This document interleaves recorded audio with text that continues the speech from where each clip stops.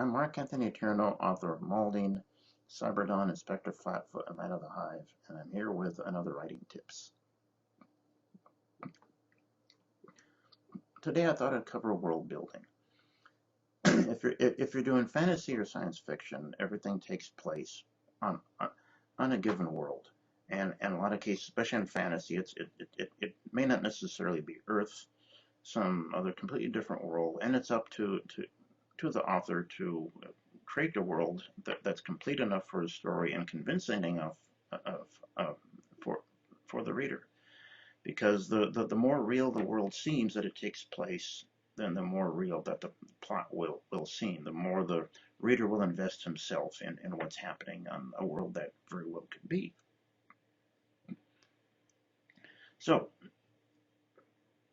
exactly where you start. Where do you start?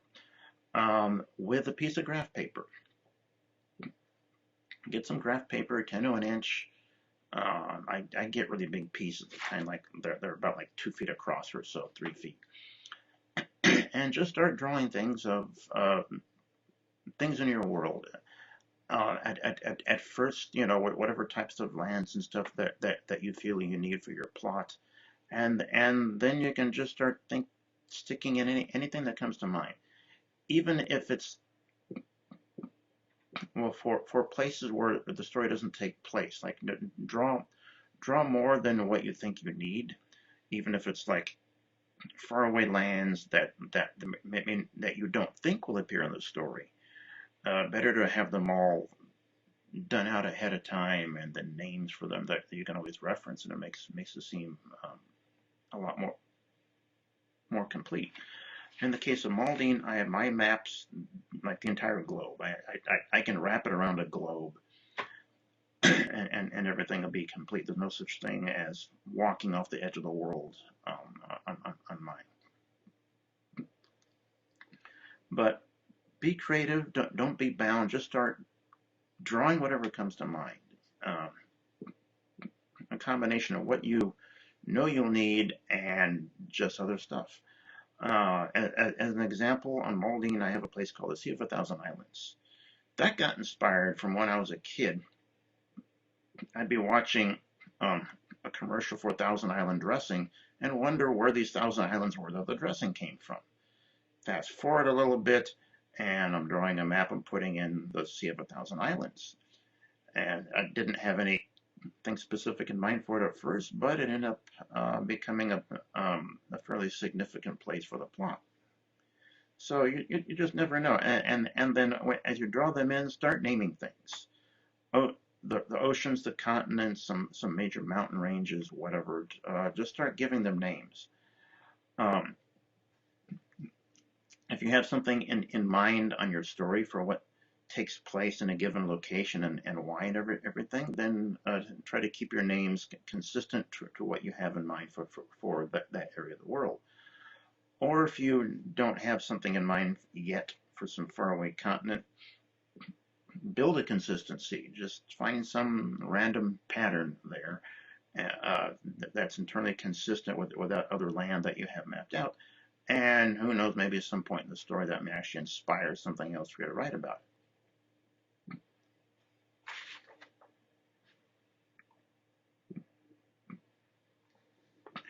Uh, don't let physical limitations on your designs or whatever hold you back. You can always tweak it later on, and as you write your story, if you need to adjust a couple things, you can use this marvelous thing called an eraser. Um, just draw in as much detail as you need, and then a whole lot more.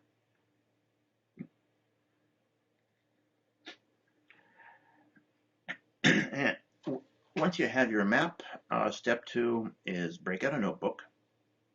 This is going to be your world book. This is where you jot down whatever notes, background notes for the world, its culture, its history, its races, its people, everything. Just sling it down at random first as it occurs to your mind.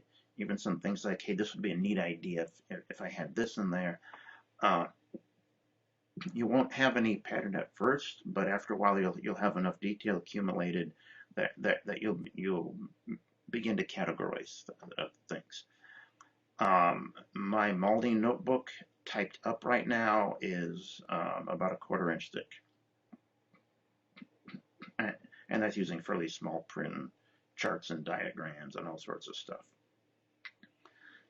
So this could be everything from culturally how people dress in one area, how they dress in another, what their habits are, what their science is developed as in certain areas, um, languages. I have my own language and alphabet, and I even have a couple of little geeky things. I have language trees of which language evolved from the water and influence others. Just, anything that comes to mind. It could inspire maybe just a one-line mention of something, but you have the background there, uh, and it'll feel more complete to anyone reading the story.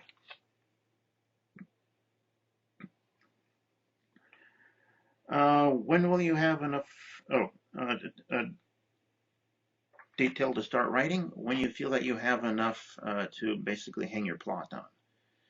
Do you have the lands all mapped out that the characters will be starting at? Do you have the cultural details and everything else down? If you do, then yes, you have your world. You can start writing, but be warned, you will keep adding to it. It might be your plot goes in one direction and you need more detail about some land or something, or you've got an idea to add to it as you're writing along the way. Like they encounter a random tribe as something, you came up with a whole great idea for um, an entirely new culture, and you just begin jotting down names and everything else. Um,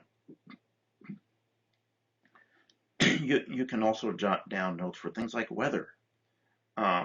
And don't be afraid. You don't have to stick with what's normal for Earth by any means whatsoever. There could be different weather patterns. Like on Malding, Malding has 3 moons, so yeah, there's a heck of a lot of different weather patterns, and you could have down in your notebook a reason for why the stormy sea is always having storms over there. You might need it for one part in your plot,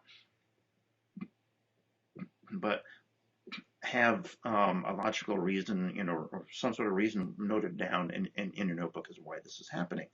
Who knows? They might come across a piece of it someday. And when you write down the history that you can, now I write down more of the history in my notes than any of the characters in the books will ever find out. But it's better to have that sort of completeness, because one thing builds in another, and when something happens, there will be a reason for it, even if the characters don't find out. As long as you know what the reasons are behind the scenes, it allows you to keep everything consistent. So maybe the readers or the characters will find a pattern between different things that that logically evolves from what you have written down. And just because something historically happens at a certain rate on Earth means nothing for anywhere else. Just because the Middle Ages didn't have asphalt doesn't mean that your lost civilization from 5,000 years ago can't also have had asphalt at that point in its history. There's different history, different things going on. Um, the key thing is to keep everything into its own consistent internal logic.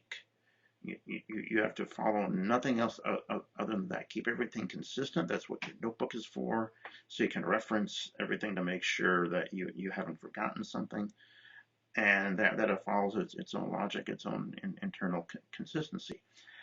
After that, just let it fly. Let your imagination take wings. And when you have enough information, to develop your world, start writing and keep writing. And that notebook will never fill up because you'll keep adding to it. I found myself adding to numerous times throughout the writing of the Malding series. Always coming up with Every time they found an artifact, I noted it down and the whole history of it and everything else, just every little detail. But yeah, it's not too hard to develop a world. Just imagination, consistency, and a whole lot of note taking.